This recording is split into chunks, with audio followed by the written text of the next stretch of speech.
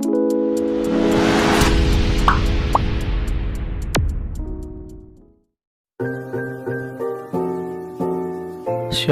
selamat pagi untuk kita semua. Semoga pada pagi hari ini kalian dengan keadaan tetap semangat ya pada materi kali ini.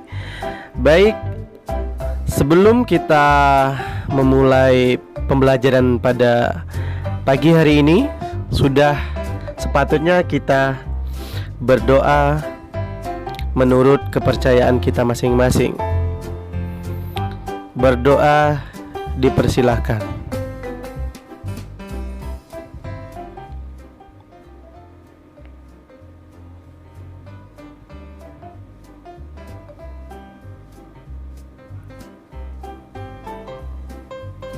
Berdoa selesai. Baik, pada pagi hari ini semoga kalian tetap semangat ya. Kita tidak lupa bersyukur kepada Tuhan kita Yesus Kristus atas limpah dan berkat karunia-Nya. Kita pada pagi hari ini tetap dengan keadaan sehat tentunya. Baik, pada pagi hari ini kita melanjuti materi pada minggu lalu, masih pada bahan pangan, akan tetapi di sini yaitu kita lanjut pada bab 9, yaitu mengolah hasil samping serealia, kacang-kacangan dan umbi-umbian menjadi produk pangan ya. Jadi kurang lebih dengan materi sebelumnya ya, tentang bahan pangan juga.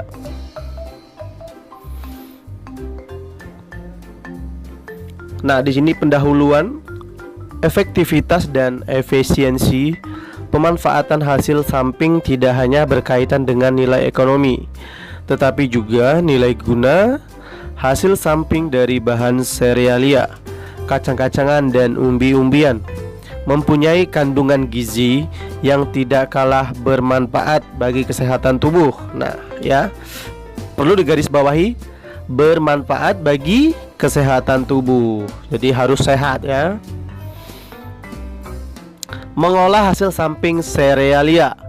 Pada proses pengolahan, beras menghasilkan limbah pencucian beras yang biasanya dibuang begitu saja, sehingga dapat mengakibatkan pencemaran lingkungan. Air cucian beras mengandung karbohidrat, protein, dan vitamin B dari permukaan beras yang ikut terkikis itu ya.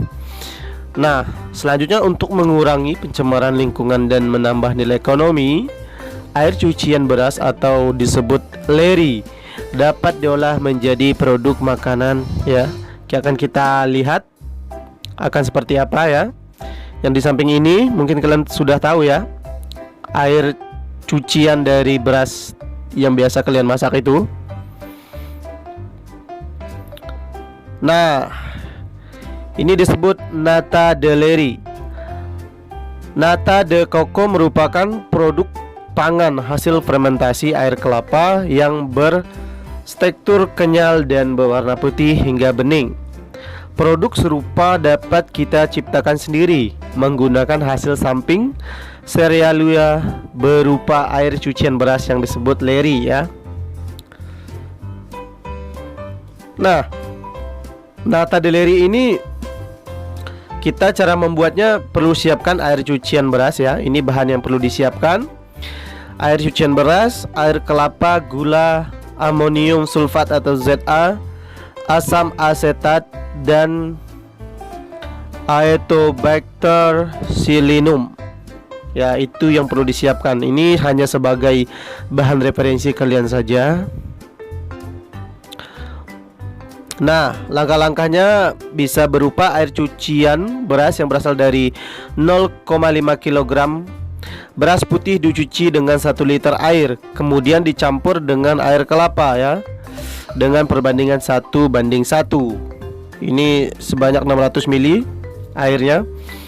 Tambahkan gula mungkin secukupnya lah ya, dan asam asetat mencapai pH 5 ya. Tambahkan Acetobacter sebanyak 20% dari air tersebut. Masukkan campuran bahan tersebut ya ke dalam baskom, kemudian tutup dengan koran yang steril dan ikat dengan karet. Nah, tahap kelima, fermentasi dilakukan selama 11 hari pada suhu 28 sampai 310 Celcius dengan catatan tidak boleh bergeser ataupun terguncang. Setelah 11 hari, nata yang sudah jadi direndam dalam air matang selama 30 hari dengan pergantian air setiap harinya, ya. Terus poin ketujuh, nata siap dipotong sesuai selera. Ya, ini yang langkah pada pembuatan nata de Lery ya. Kalian boleh mengikuti langkah ini. Nah, yang kedua ini yogurt de Lery. Ini masih yogurt, berarti merupakan susu. Wah, susu ini nikmat kalau dikonsumsi pagi-pagi nih. Nikmat ya. Mungkin kalian sebelum sarapan pagi minum susu dulu biar sehat ya. Ini dihasilkan dari fermentasi bakteri. Yogurt biasanya terbuat dari berbagai jenis susu, mulai dari susu sapi hingga susu kedelai. Yogurt atau yogurt sama aja ya, kalian mau nyebutnya apa. Terus dapat dibuat dari hasil samping serealia berupa air cucian beras. Nah, di sini bahan yang disiapkan adalah air cucian beras toleri, gula pasir, garam, starter, Lactobacillus bulgaricus. Nah, ini contohnya bisa kalian lihat lah nanti. Nah, di sini langkah-langkah membuatnya: masukkan air dalam pada suhu 70 sampai 800. Tambahkan gula pasir 5-10% dari volume air Lery dan 0,1% garam. Aduk selama 30 menit. Dinginkan hingga mencapai suhu 430 Celcius. Selalu tambahkan starter sebanyak 5% dari volume campuran air Lery tersebut. Inkubasi pada tempat bersuhu 430 selama 8 jam ya. Terus selanjutnya yogurt siap dihidangkan. Nah, sekarang kita lanjut pada poin kedua, yaitu mengolah hasil samping kacang-kacangan ya. Hasil samping kacang-kacangan ini dapat diolah menjadi produk pangan. Adalah kulit toge atau kecambah ya. Itu sangat bisa diolah. Nah, di sini ampas tahu kita ambil contoh ya. Bisa kalian lihat di sini kandungan gizinya ada energi, protein, lemak, karbohidrat, mineral, kalsium, fosfor, zat besi, vitamin A dan vitamin B ya. Jumlah per 100 gram bahannya bisa kalian lihat di situ ya. Sebanyak apa ya, bisa kalian lihat di sini.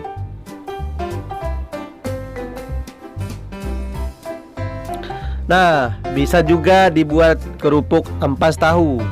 Bahan yang perlu disiapkan untuk membuat kerupuk ampas tahu: 600 gram tepung tapioka, 150 gram ampas tahu yang sudah diperas, 25 gram bawang putih yang dihaluskan, 20 gram soda kue, 20 gram pemutih makanan, 15 gram garam, 2 bungkus penyedap kaldu, serta 2 sendok teh ketumbar yang dihaluskan. Nah, langkah-langkahnya ini berupa: campurkan ampas tahu dengan pemutih makanan. Tambahkan bahan lain kecuali tapioka, kemudian aduk rata ya. Selanjutnya tambahkan tapioka, kemudian ulenkan hingga kalis. Cetak dan padatkan pada loyang, kemudian kukus selama 1-2 jam. Lepaskan dari loyang, kemudian angin-anginkan. Iris tipis-tipis, kemudian jemur sampai kering ya. Goreng kerupuk pada api yang panas. Kerupuk ampas tahu siap dinikmati ya. Ini kurang lebih mungkin pembuatan seperti kerupuk-kerupuk pada umumnya, paling hanya bahan saja yang berbeda ya dari ampas tahu. Nah, ini dari ampas tahu juga nata de soya. Bahan yang harus disiapkan untuk membuat nata de soya yaitu limbah cair tahu, starter nata yaitu bakteri Acetobacter psyllinum, gula pasir NH4 H2SO4, MgSD4, K2HP04, asam asetat, dan kertas koran steril. Ini untuk membungkusnya sepertinya nih.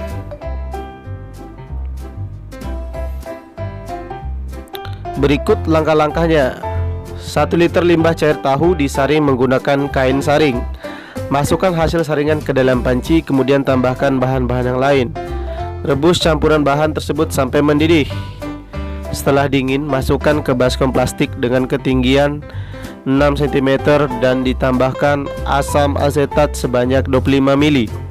Setelah pH optimum, tambahkan Acetobacter pseudomonas sebanyak 10% atau 100 ml. Tutup baskom dengan kertas koran untuk menutup rupanya ya, yang telah disterilisasi atau yang bersih, lalu ikat dengan karet. Inkubasi pada suhu 24 sampai 250 Celcius selama 12 hari pada ruang yang tidak terlalu lembab. Nata yang sudah jadi direndam dalam air matang ya, selama 3 hari dengan pergantian air setiap harinya. Nata siap dipotong dan dinikmati sesuai selera. Nah, sekarang kita beralih pada keripik kulit kentang. Nah, bisa kalian lihat di gambar ini, yaitu keripik kulit singkong. Kulit singkong bisa sangat dimanfaatkan ya. Terus teknik pengolahannya ini bisa berupa pengolahan panas, basah atau moist heat cooking. Yang kedua, bisa juga menggunakan teknik pengolahan pangan panas, kering atau moist heat cooking. Ya.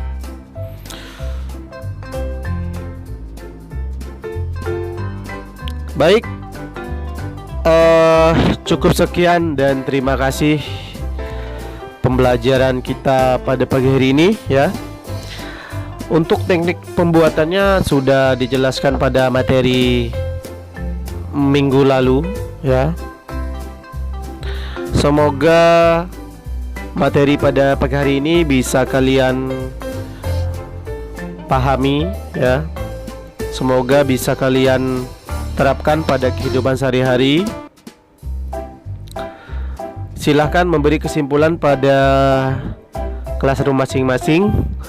Untuk tugas akan dikirim setelah 30 menit menyimak materi ini. Baik, sekian dan terima kasih. Tetap semangat dan salam kreatif.